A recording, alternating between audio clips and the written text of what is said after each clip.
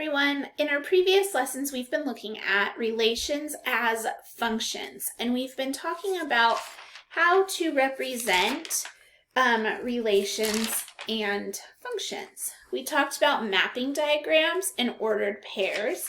We've also talked about how to write function rules. Well, today what we're going to do is we are going to take our function rule and we are going to learn how to evaluate the functions when you are given a rule.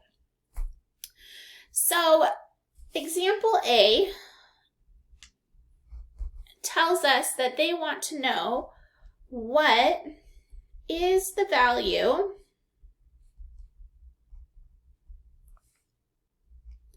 of y equals 2x plus 5 when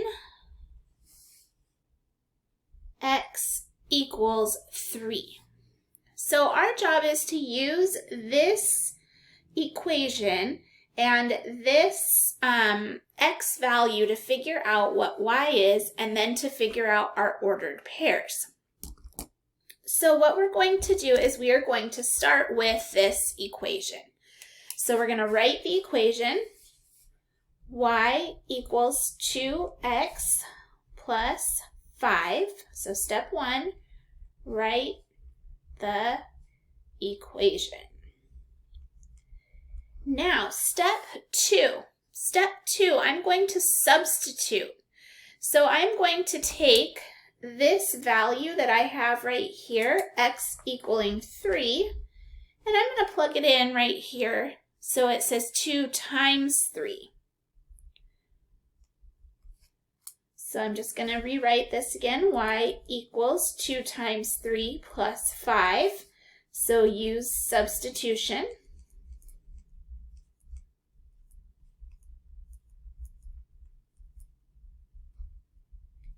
And step 3, I'm now going to solve for y. So I'm going to solve for y. So when I solve for y, I say 2 times 3 equals 6. Plus 5, and 6 plus 5 is 11, so y equals 11. So my ordered pair is going to be 3, 11. So my solution is y equals 11, and then I have a representation of 3, 11. So really, this is no different than anything you've done in the past. You're just using substitution in for the equation that you've done. You can also take these values when they're in a table. Sometimes they'll be given to you in a table instead of given as a value of x equaling whatever. So they might have a table like a function table like we've had before, a ratio table. And in that case, you would just solve it like you had before. All right, let's go ahead and look at, I'm trying to get this so that it's, I don't know what's going on with my overhead projector here. It's not like getting everything in there. All right, let's do another example. So example B. Example B wants to know what is the value of y equaling negative 2x plus 7, and then they tell you when x equals 2. So again, our first step, I'm going to go back up here and look. My first step was to rewrite the equation. So I wrote the equation. Now I'm going to substitute for the x. So I'm going to take this x value and I'm just going to put it right here, x equaling 2.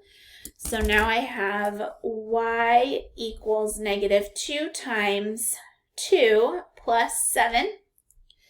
And now I'm going to go ahead and continue to solve. So I use substitution and now I need to solve for y. Negative 2 times 2 is negative 4 plus 7.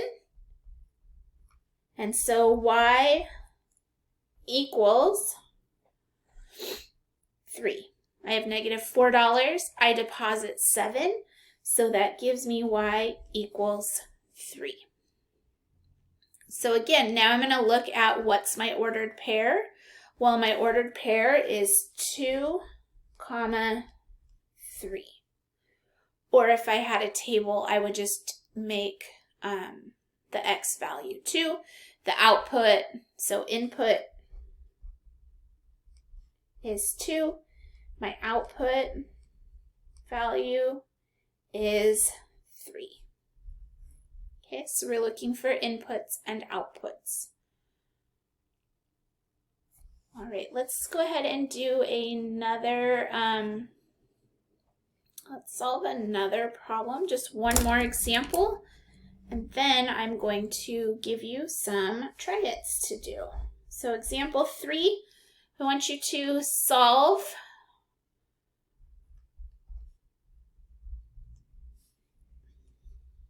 when x equals negative 5. Okay, so again, step 1, we're going to rewrite this problem. So y equals 10x, draw our line. It says when x equals negative 5, so that means that I'm going to say times a negative 5. So y equals 10 times negative 5, which gives me negative 50. So y equals negative 50. My ordered pair would be negative 5 as my input. So my output is negative 50. There's my ordered pair. All right, it is your turn to do a try it right now. So I'm going to give you some practice problems to do so that you can check your own level of understanding as we go into this unit. So our try it's here. The first try it that we have, we're going to use y equals 4x minus 1 when x equals 5. So they want you to use 5 for that one. And try it number 2. Oh, this one's a little bit backwards, but that's okay. You can still do this. Y equals 7 minus 3x. Again, they want you to use x equaling 5. So go ahead and hit pause right now so you don't hear me solving, and then when you're ready, you can hit play and come back and check your level of understanding.